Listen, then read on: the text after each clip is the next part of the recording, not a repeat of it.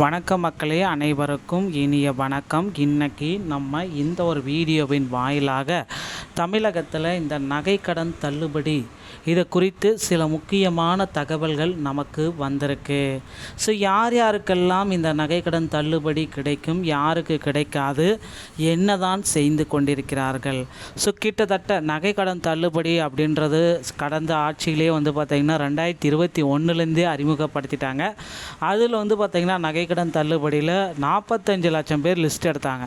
அதில் 30 லட்சத்துக்கு மேலே பார்த்திங்கன்னா ரிஜெக்ட் பண்ணாங்க. வெறும் 13 லட்சம் பேர் மட்டும்தான் செலக்ட் பண்ணியிருக்காங்க. இதே போல் இந்த நகைக்கடன் தள்ளுபடி அப்படின்றது எல்லா இதுவுமே ஆட்சியிலுமே அறிவிப்பாங்கன்னு எதிர்பார்க்கப்பட்டது. ஆனால் முதல்வர் விஜயோடைய ஆட்சியில் மற்றும் தேர்தல் வாக்குறுதிகளில் இந்த நகைக்கடன் தள்ளுபடியை குறித்து எந்த விதமான அப்டேட்டும் இதுவரை வரலை. ஸோ நகைக்கடன் தள்ளுபடியை முதல்வர் விஜய் அவர்கள் அறிவிப்பாரா இல்லையா?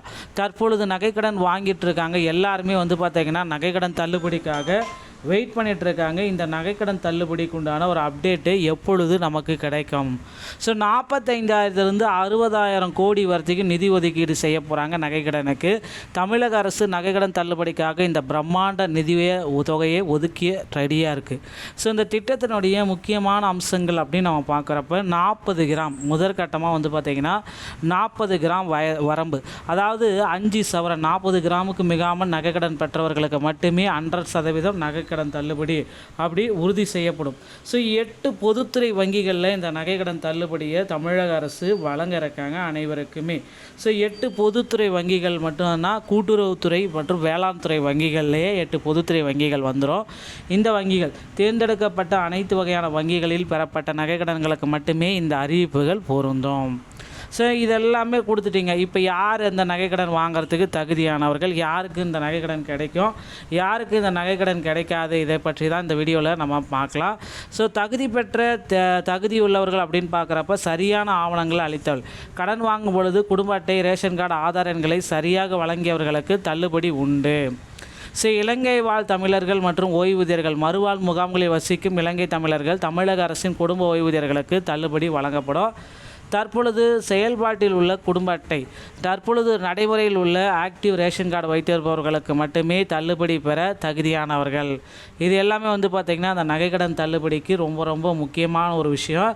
ஸோ தள்ளுபடி பெற தகுதி அற்றவர்கள் அப்படின்னு நம்ம பார்க்குறப்ப 40 கிராமுக்கு மேலே கடன் பெற்றவர்கள் பார்த்திங்கன்னா நகைக்கடன் தள்ளுபடி பெற தகுதி அற்றவர்கள். அதாவது 41 கிராம் இருந்தால் கூட பார்த்திங்கன்னா 5 சவரனுக்கு மேலே இருந்தாலும் உங்களுக்கு இந்த தள்ளுபடி கிடைக்காது. அரசு மற்றும் கூட்டுறவு துறை ஊழியர்கள், அரசு ஊழியர்கள், கூட்டுறவு சங்க ஊழியர்கள், அதன் நிர்வாக குழு உறுப்பினர்கள் மற்றும் அவர்கள் குடும்பத்தினருக்கும் இந்த தள்ளுபடி கொடுக்க மாட்டோம் அப்படின்னு சொல்கிறாங்க.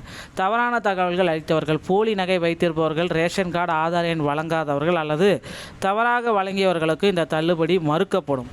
வெளிமாநில அடையாள அட்டைகள், கேரளா, ஆந்திரா, கர்நாடகா போன்ற வெளிமாநில ரேஷன் அட்டைகளை வைத்திருப்பவர்களுக்கும் இந்த தள்ளுபடி பொருந்தாது அப்படின்றத குறிப்பாக சொல்லிட்டாங்க.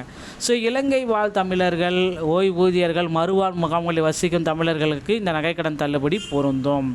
சரியான ஆவணங்கள், போலியான நகை வச்சு கடன் வாங்குற அப்படின்னா உங்களுக்கு மேலே கேசஸ்ஸு, ஃபைலு எல்லாமே பண்ணுவாங்க. அது இல்லாமல் அந்த வட்டியோடு சேர்த்து உங்கள் கடனையும் நீங்கள் கட்ட வேண்டிய சுச்சுவேஷனுக்கு மாறணும். ஆந்திரா, கேரளா போன்ற வெளிமாநில ரேஷன் அட்டையை வைத்து நகைக்கடன் வாங்கினீங்க அப்படின்னா நிச்சயமாக ரத்து செஞ்சுருவாங்க. ஓகேங்களா?